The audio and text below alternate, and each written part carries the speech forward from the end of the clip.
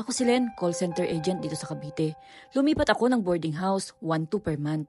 6 kaming babae sa kwarto. Pero may isa sa amin laging fresh, laging mabango. Hindi ko siya nakikitang maligo, pero may kakanin siya palagi tuwing umaga. Si Rika, tahimik, palangiti.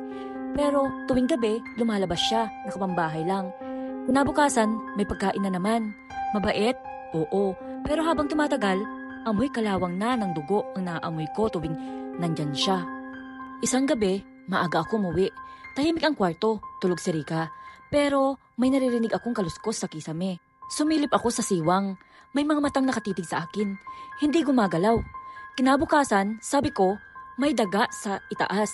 Pero si Rika ang sumagot, wala pong daga, ako lang yun. Mahangin sa itaas. Tapos ngumiti. Yung ngiti na parang may tinatago. Madaling araw, may umiiyak sa banyo. Pero pagsilip namin ni Angie, walang tao.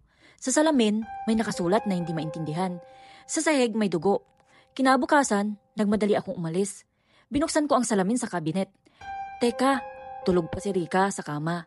Pero sa salamin, gising siya. Nakatingin, nakangiti, nakabuka ang bibig hanggang tenga. Hindi na ako nagdalawang isip. Isang bagpack, isang jacket. Lumabas ako habang madilim pa. Habang naglalakad ako sa hallway, may narinig akong tinig. Alis ka na agad? Hindi ka pa nga kita natitikman. Paglingon ko, si Rika. Nakaupo sa pasi mano ng bintana. Nakabitin ang ulo pabaliktad. At may tumutulong dugo sa bibig niya. Hindi ako lumingon. Hindi ako huminto. Simula nung gabing yun, nagpalipat ako ng tirahan.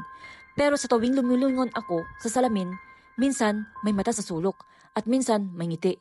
Hindi lahat ng mura ay sulit. Baka may ka-boardmate kang gutom at kapag nagtikman ka na, wala nang matitira. Follow me for more stories like this.